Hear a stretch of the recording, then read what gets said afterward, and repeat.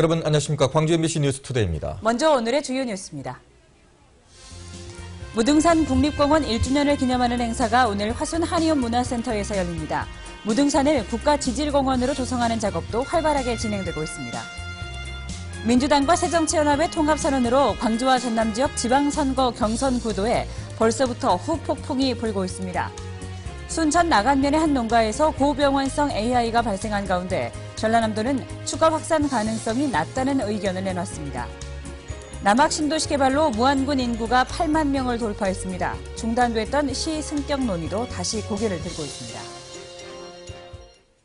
국립공원 지정 이후 수많은 관광객들이 무등산을 찾고 있습니다. 하지만 일회성에 그칠 뿐 체류형 관광으로 이어지진 않고 있습니다. 이 같은 한계를 보완하기 위해서 무등산의 관광시설을 확충하는 방안이 추진됩니다. 정용호 기자입니다. 지난해 전국 21개 국립공원 가운데 북한산과 한려해상에 이어 세 번째로 탐방객 수가 많은 무등산 국립공원. 하지만 타 지역의 탐방객들은 산만 오르내리고 떠날 뿐 오랫동안 머물진 않습니다. 주변에 보고 체험할 게 별로 없고 잠잘 때 역시 마땅치 않다는 이유에서입니다. 체험이라든지 이색적인 상품이라든지 혹시 좀 그런 것들을 좀 보셨습니까? 그런 거 못 봤습니다. 뭐 도립공원 우리 803을 비교하면 그걸 쫙 할 때 있는데 그거는 뭐 예약만 하면 즉각 쫙 되고 투어 다 해주고 하는데 여는 그런 게 없더라고요. 외지 관광객들이 단지 스쳐 지나가면서 주변 상가들도 수입 증대에 한계가 있다고 말합니다. 광주를 또 연계해서 구경할 게 별로 없어서 그런지 오랫동안 머무는 것 같진 않아요. 무등산을 찾은 외지인들을 광주에 묶어두기 위한 관광시설 확충이 추진됩니다. 이른바 무등 그린파크 조성 사업. 무등산 인근에서 하룻밤을 묵어갈 수 있도록 야외 음악당이나 온천욕 장소를 만들어 무등산 관광에 광주만의 색깔을 입히겠다는 겁니다. 예상 부지로는 상가가 옮겨질 예정인 원유사 일대가 거론되고 있습니다. 무등산의 생명의 기운, 치유의 능력, 무등의 정신을 함께 할 수 있는 그런 그린파크를 가꿔야 되겠다. 무등산의 브랜드 가치를 높이자는 취지가 담긴 무등 그린파크 조성 사업. 하지만 환경단체협의나 시민 의견 반영 등 사업 계획을 짜는 데만 1년 이상이 걸릴 것으로 보여 사업 실행은 앞으로 수년 뒤에나 가능할 것으로 예상됩니다. MBC 뉴스 정용욱입니다. 국립공원 지정 1주년인 무등산을 국가지질공원으로 조성하기 위한 작업이 활발하게 진행되고 있습니다.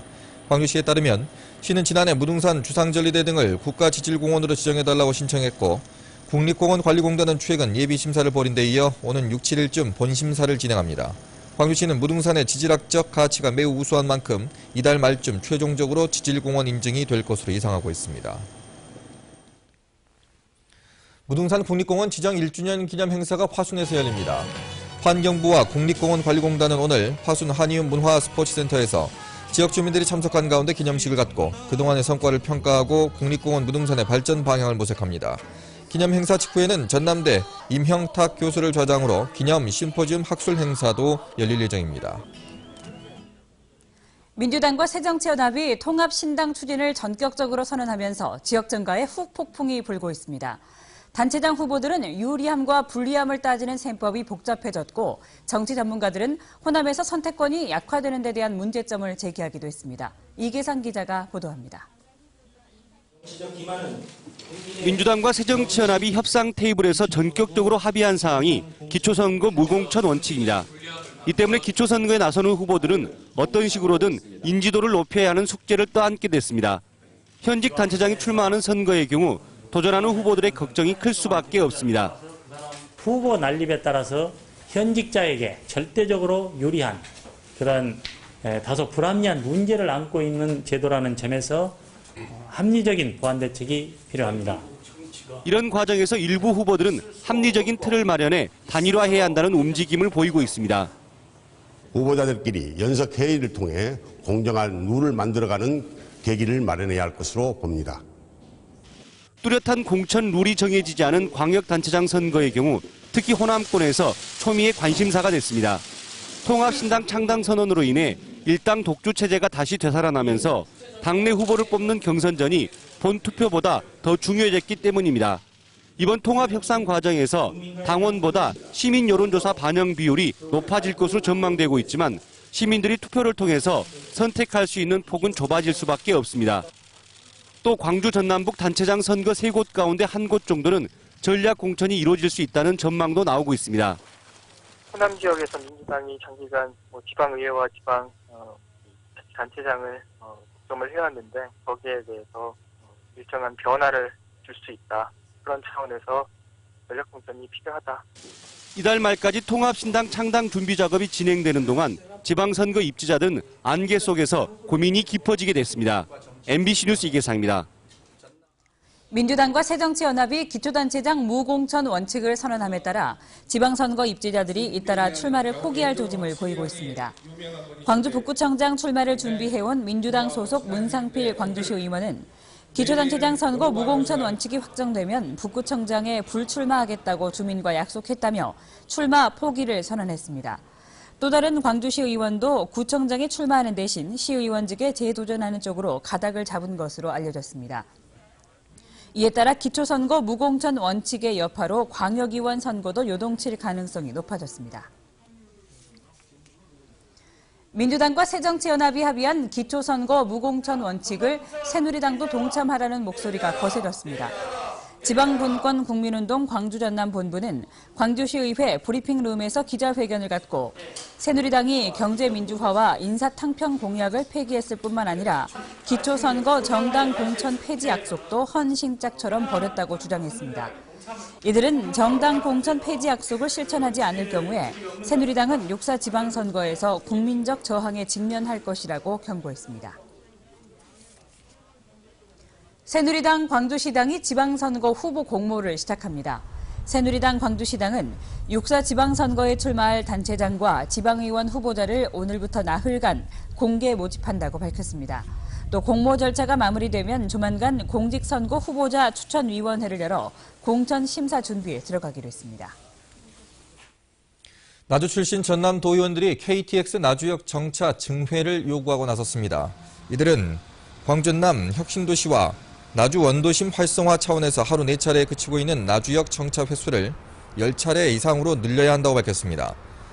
현재 광전남 혁신도시 이전기관 16곳과 나주지역 사회단체 등은 KTX 나주역 10회 이상 정차 시민추진위원회를 구성하고 목소리를 높이고 있습니다. 섬지역 염전 등에서 행해진 인권유린과 임금체불이 속속 드러나고 있습니다. 전남지방경찰청은 지난 3주 동안 도내 염전을 비롯해 축산시설과 유흥업소, 직업소개소 등 8,900여 곳을 점검한 결과 임금체불 근로자 106명을 발견했으며 이들의 체불임금이 모두 11억 원에 이른다고 밝혔습니다. 경찰은 이 가운데 종업원들에 대한 감금과 폭행, 불법 직업소개 행위 등의 혐의가 확인된 염전업주 등 15명을 형사 입건하고 1명을 구속했습니다. 순천 나간면의 한 농가에서 고병원성 AI가 발생한 가운데 전라남도가 동부 지역에 추가 확산 가능성이 낮다는 의견을 내놨습니다. 전라남도는 순천 오리농장의 AI 발생과 관련해 발생 농가 인근에 사육하는 닭과 오리의 수가 적어 전파 가능성이 낮고 유력한 감염 경로로 추정되는 사료차가 여수와 광양, 고흥에는 방문하지 않은 것이 확인됐다고 밝혔습니다. 전라남도 관계자는 이에 대해 전남 동부 지역의 AI 확산 가능성은 낮지만 사료차에 의한 감염이 확인될 경우 방역 체계에 구멍이 뚫린 것으로 보인다고 설명했습니다. 어제 아침 7시 20분쯤 광주시 광산구 평동의 한 지하 주차장에서 50살 김모 씨가 몰던 체어맨 차량이 주차장 벽을 들이받아 운전자 김 씨가 숨지고 함께 타고 있던 김 씨의 22살 딸과 19살 아들이 중상을 입었습니다. 경찰은 시동이 걸려있는 채로 주차돼 있던 차량이 갑자기 출발한 모습이 CCTV에 찍힌 점을 토대로 급발진 가능성에 무게를 두고 국과수에 차량 감식을 의뢰할 예정입니다.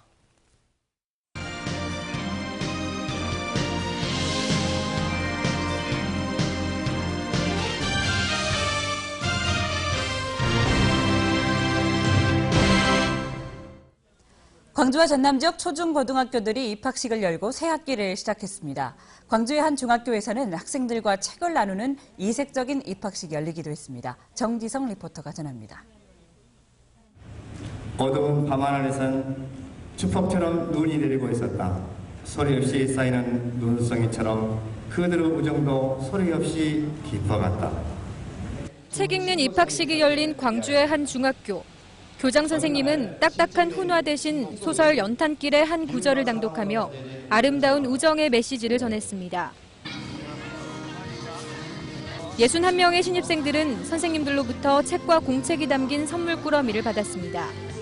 독서 교육을 목표로 한다고 하는데 특별한 프로그램이 없거나 아니면 그냥 교과에서 열심히 읽어야 한다 이런 말만 하는 것보다 진짜 행동으로 선생님들이 보여주자. 지난해 이 학교 첫 신입생으로 입학한 2학년 선배들은 잘 웃고 잘 먹고 잘 놀자는 영상 인사로 처음 만난 후배들을 환영했습니다. 잘 웃고 잘 먹고 잘 놀면 재밌게 후배들이랑 생활할 수 있을 것 같아요. 중학교에 첫 발을 내딛는 새내기들은 책과 따뜻함으로 맞아주는 선생님과 선배들을 보며 자신감을 얻었습니다. 책을 가까이 안 했어요. 근데 책을 이렇게 선배들이 좋다 막 이렇게 하니까 책에 좀 더 관심 갖게 되고.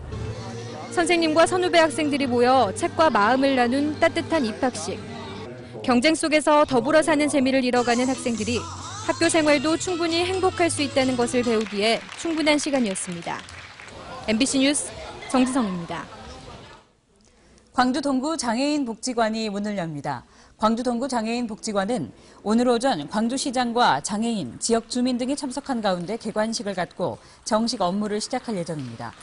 조선대 치과병원 건너편에 위치한 동구 장애인 복지관은 본관 건물과 2개의 별관으로 이루어져 있으며 장애인들의 재활과 여가 활동, 상담과 교육 기능을 담당하게 됩니다. 외국인 소유 토지가 감소한 것으로 나타났습니다. 국토교통부가 발표한 외국인 토지 소유 현황에 따르면 지난해 말 기준 외국인 소유의 땅은 광주가 344만 6천 제곱미터, 전남은 3,742만 1천 제곱미터에 달하는 것으로 나타났습니다. 이는 지난 2012년보다 광주가 3천 제곱미터, 전남은 66만 1천 제곱미터 줄어든 수치입니다. 한편 토지 소유 외국인 국적은 미국이 가장 많았고 용도별로는 임야와 농지 등의 비중이 가장 높은 것으로 조사됐습니다. 남학 신도시 개발로 무안군 인구가 8만 명을 돌파했습니다. 인구 증가에 탄력을 받아서 중단됐던 시 승격도 다시 추진됩니다. 문현철 기자가 보도합니다. 8만 번째 무안 군민으로 전입 신고한 주민에게 환영 꽃다발과 선물이 안겨집니다. 제가 8만 번째라고 한다니까 너무 기쁘기 그지없습니다. 계속해서 9만 번째, 10만 번째 주민들이 나왔으면 좋겠습니다. 무안군 인구가 22년 만에 8만 명을 회복했습니다. 지난 2005년 도청 이전과 남학 신도시 개발 이후 17,000여 명이나 늘었습니다. 지난해 9월에는 해남군을 제치고 전남 군 지역 가운데 인구 1위를 차지했습니다.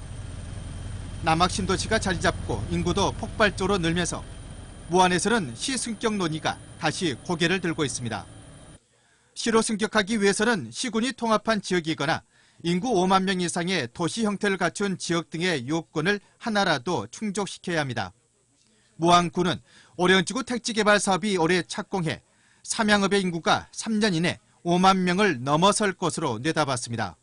3월에 착공 예정인 오령지구에 2만 이상 인구가 모여 살게 되면은 2017년도에는 저희 무안군이 무안시로 승격돼서 시 승격은 같은 생활권이지만 행정구역이 다른 기형적 도시 형태에 대한 대안 제시부터 요구됩니다. 남학 따로 오감 따로식의 도시 개발과 관리가 계속되면 지금의 교통, 교육, 환경 등의 문제는 지금보다 더 나빠질 수도 있습니다.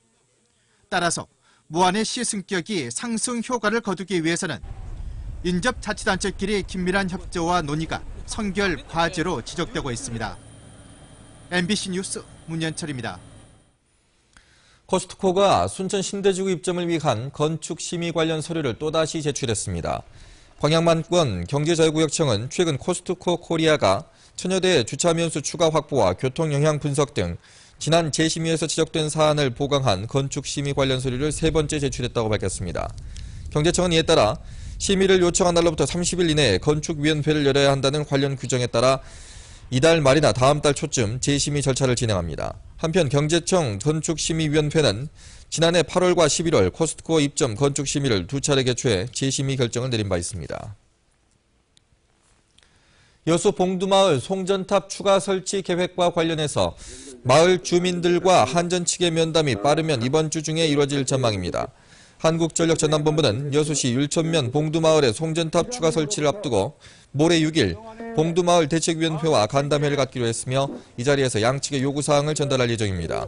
마을 주민들은 현재 송전탑 추가 설치 반대와 함께 기존 송전탑도 옮겨줄 것을 요구하고 있으나 한전 측은 주민 민원에 의해 송전탑 설치 장소를 옮길 경우 또 다른 민원이 발생할 수밖에 없다며 공사 강행 의지를 밝히고 있습니다. 광주시청자 미디어센터는 시민 맞춤형 체험 프로그램을 확대 운영하기로 했습니다. 광주시청자 미디어센터는 전담 강사제를 도입해 영상과 라디오 교육의 전문성을 강화하고 건강한 스마트 기기를 활용하기 위한 새로운 프로그램을 운영합니다. 또 방송 PD와 아나운서, 카메라맨 등의 역할을 청소년들이 직접 체험하는 미디어 분야 진로 적성 개발 프로그램과 어린이들을 위한 미디어 동화 제작 과정도 운영됩니다.